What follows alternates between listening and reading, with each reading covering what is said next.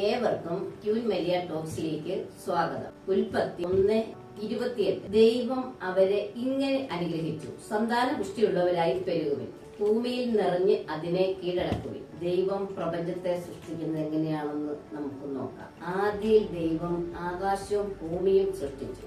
ഭൂമി എങ്ങനെയിരുന്നു? രൂപരഹിതവും ശൂന്യവുമായിരുന്നു. എന്ന് പറഞ്ഞാൽ ഭൂമിക്ക് ഒരു രൂപമില്ലായിരുന്നു, അത് ശൂന്യമായിരുന്നു.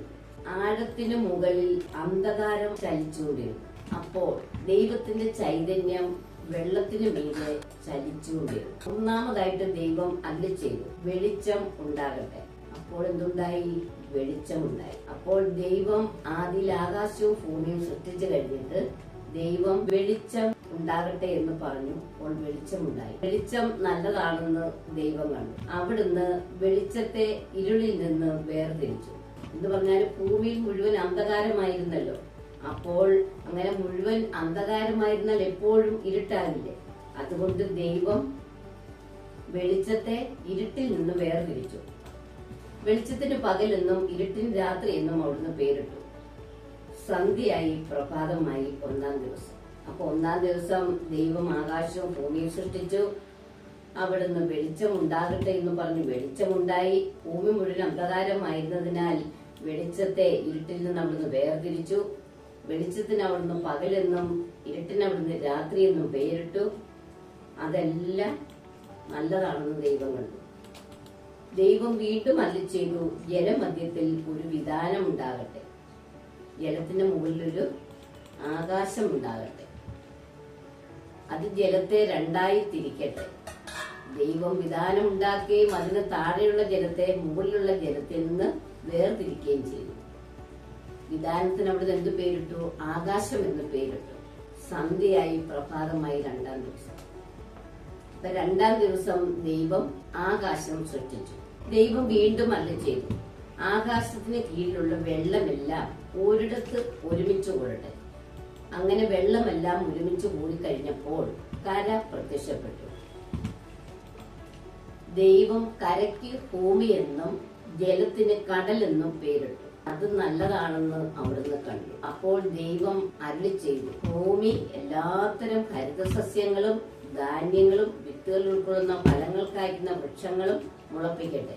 അങ്ങനെ ഈ ഭൂമിയിൽ കാണുന്നതെല്ലാം അവിടുന്ന് മുളപ്പിച്ചു.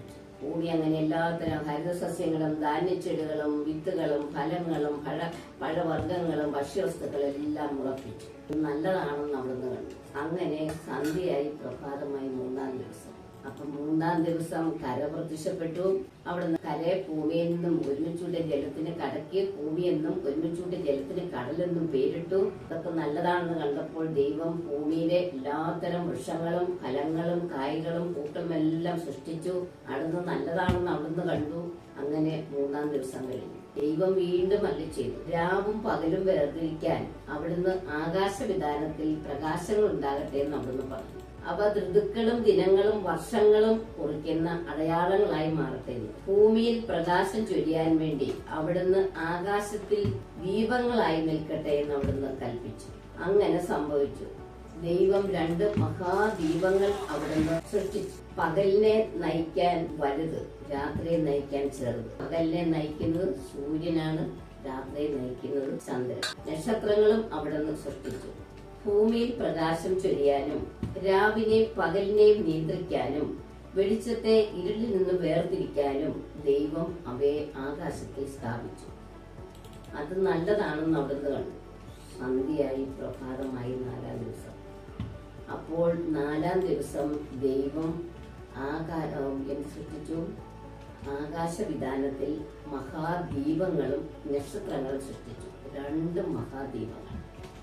പകലിനെ നയിക്കാൻ വലുത്, രാത്രിയെ നയിക്കാൻ ചെറുത്. വലുതിനെ സൂര്യൻ, രാത്രിയിൽ ചന്ദ്രൻ.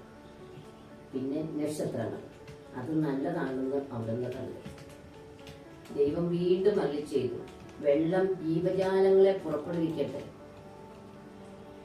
പക്ഷികൾ ഭൂമിക്ക് മീതെ ആകാശവിധാനത്തിൽ പറക്കട്ടെ. ദൈവം ഭീമാകരങ്ങളായ ജലജന്തുക്കളെയും കടലിൽ പറ്റം ചേർന്ന് സഞ്ചരിക്കുന്ന സകലവിധ ജീവികളെയും എല്ലാത്തരം പക്ഷികളെയും സൃഷ്ടിച്ചു. അതൊക്കെ നല്ലതാണെന്ന് അവിടുന്ന് കണ്ടു. ദൈവം അവയെല്ലാം അനുഗ്രഹിച്ചു. സമൃദ്ധമായി പെരുകി കടലിൽ നിറയാൻ ദൈവം അനുഗ്രഹിച്ചു. പക്ഷികൾ ഭൂമിയിലും പെരുകട്ടെ എന്ന് പറഞ്ഞു. അങ്ങനെ സന്ധ്യയായി, പ്രഭാതമായി. അഞ്ചാം ദിവസം ദൈവം എന്ത് ചെയ്തു? കടലിലെ ഇഷ്ടംപോലെ ഭീമാകരങ്ങളായ ജലജന്തുക്കളെ, ജീവികളെ എല്ലാം സൃഷ്ടിച്ചു. അതുകൂടാതെ ഭൂമിയിൽ എല്ലാത്തരം പക്ഷികളെയും അവിടുന്ന് സൃഷ്ടിച്ചു. ഇതെല്ലാം നല്ലതാണെന്ന് അവിടുന്ന് കണ്ടു. ദൈവം വീണ്ടും അരുളി ചെയ്തു, ഭൂമി എല്ലാത്തരം ജീവജാലങ്ങളെയും, കന്നുകാലികൾ, ഇഴജന്തുക്കൾ, കാട്ടുമൃഗങ്ങൾ ഇവയെല്ലാം പുറപ്പെടുവിക്കട്ടെ. അങ്ങനെ തന്നെ സംഭവിച്ചു.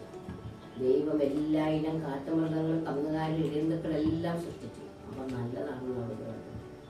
ദൈവം വീണ്ടും അരുളി ചെയ്തു, നമുക്ക് നമ്മുടെ ഛായയിലും സാദൃശ്യത്തിലും മനുഷ്യനെ സൃഷ്ടിക്കാം. അപ്പോൾ ദൈവം ഇതെല്ലാം സൃഷ്ടിച്ചിട്ട് അവസാനമായിട്ടാണ് ദൈവം മനുഷ്യനെ സൃഷ്ടിച്ചത്. ഇതെല്ലാം സൃഷ്ടിച്ചു കഴിഞ്ഞപ്പം ദൈവം വിചാരിച്ചു, ഇതെല്ലാം വെറുതെ പാഴായി പോവുമല്ലോ. അപ്പോൾ നമ്മുടെ ഛായയിലും സാദൃശ്യത്തിലും ആരുമില്ലല്ലോ, നമുക്ക് നമ്മുടെ ഛായയിലും സാദൃശ്യത്തിലും ഈ ഫലങ്ങളും കായ്കളും വൃക്ഷങ്ങളെല്ലാം അനുഭവിക്കാൻ വേണ്ടിയിട്ട് നമുക്ക് മനുഷ്യനെ സൃഷ്ടിക്കാം എന്ന് അവിടുന്ന് ചിന്തിച്ചു. അവർക്ക് കടലിലെ മത്സ്യങ്ങൾ, ആകാശത്തിലെ പറവകള്, നാൽക്കാലികള്, പക്ഷികളെല്ലാം, പിന്നെ വൃക്ഷങ്ങളും മൃഗങ്ങളും എല്ലാത്തിൻ്റെ മേൽ അവിടുന്ന് ആധിപത്യം ഉണ്ടായിരിക്കട്ടെ എന്നും പറഞ്ഞു ഈ മനുഷ്യന്. അങ്ങനെ ദൈവം തന്റെ ഛായയിലും സാദൃശ്യത്തിലും മനുഷ്യനെ സൃഷ്ടിച്ചു.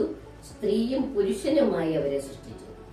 ദൈവം അവരെ ഇങ്ങനെ അനുഗ്രഹിച്ചു, സന്താന പുഷ്ടിയുള്ളവരായി പെരുകി ഭൂമിയിൽ നിറഞ്ഞ് അതിനെ കീഴടക്കി. ഇവർ രണ്ടും മാത്രമായാൽ പോരല്ലോ. അപ്പം ദൈവം അവരെ അനുഗ്രഹിച്ചു, സന്താന പുഷ്ടിയുള്ളവരാകട്ടെ, ഇഷ്ടംപോലെ മക്കളുണ്ടാകട്ടെ. അങ്ങനെ ഭൂമി മുഴുവൻ അടക്കി ഭരിച്ച് അവര് ജീവിക്കട്ടെ. കടലിലെ മത്സ്യങ്ങളും ആകാശത്തിലെ പറവുകളും ഭൂമിയിൽ ചരിക്കുന്ന എല്ലാ ജീവജാലങ്ങളുടെയും ആധിപത്യം അവർക്ക് കൊടുത്തു. ദൈവം എന്നിട്ട് അവരുടെ അരുളി ചെയ്തു, ഭൂമിക്കുള്ള ധാന്യം വിളയുന്ന എല്ലാ ചെടികളും വിത്തുകൾ ഉൾപ്പെടുന്ന പഴങ്ങൾ കായ്ക്കുന്ന എല്ലാ വൃക്ഷങ്ങളും നിങ്ങൾക്ക് ഭക്ഷണമായി ഞാൻ തരുന്നു.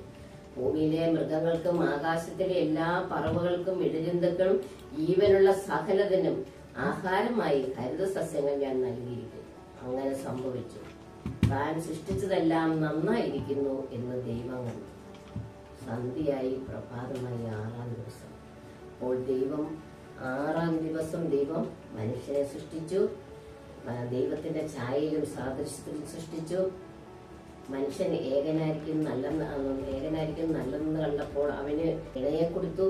അവരോട് സന്താനപുഷ്ടികളായി പെരുകി ഭൂമി മുഴുവൻ കീഴടക്കി ഭരിച്ച് സന്തോഷത്തിൽ ജീവിക്കാൻ അവരോട് കൽപ്പിച്ചു. അങ്ങനെ ആകാശവും ഭൂമിയിൽ അവരുള്ള സമസ്തവും സൃഷ്ടിച്ച് ദൈവം തന്റെ ജോലിയെല്ലാം പൂർത്തിയാക്കി 7-ാം ദിവസം ദൈവം അവിടുന്ന് വിശ്രമിച്ചു. സൃഷ്ടികർമ്മം പൂർത്തിയാക്കി തന്റെ പ്രവൃത്തികളിൽ നിന്ന് വിശ്രമിച്ച് 7-ാം ദിവസത്തെ ദൈവം അനുഗ്രഹിച്ചു, വിശുദ്ധമാക്കി. ഇതാണ് ആകാശത്തിന്റെയും ഭൂമിയുടെയും ചരിത്രം. അപ്പോൾ നമ്മളും 6 ദിവസം ജോലി ചെയ്യുകയും 7-ാം ദിവസം വിശ്രമിക്കുകയും ചെയ്യണം എന്നാണ് കർത്താവ് കൽപ്പിക്കുന്നത്. നമ്മളുടെ 7-ാം ദിവസം എന്ന് പറഞ്ഞാൽ നമ്മൾ കൊണ്ടാടുന്നത് ഞായറാഴ്ച. ആ ദിവസം നമ്മൾ വളരെ വിശുദ്ധമായിട്ട് ബലിയർപ്പിക്കുകയും അതുപോലെ ദൈവത്തിന്റെ കാര്യങ്ങളിൽ കൂടുതൽ വ്യാപരാകുകയും വചനം വായിക്കുകയും ദൈവത്തിന് നന്ദി പറഞ്ഞ് സന്തോഷത്തിൽ ജീവിക്കാൻ വേണ്ടിയിട്ട് ദൈവം 7-ാം ദിവസത്തെ അനുഗ്രഹിച്ച് വിശുദ്ധമാക്കിയിരിക്കുകയാണ്. നമ്മൾ 6 ദിവസം ജോലി ചെയ്യുക, 7-ാം ദിവസം വിശ്രമിച്ച് ദൈവത്തോടു കൂടെ ആയിരിക്കുക.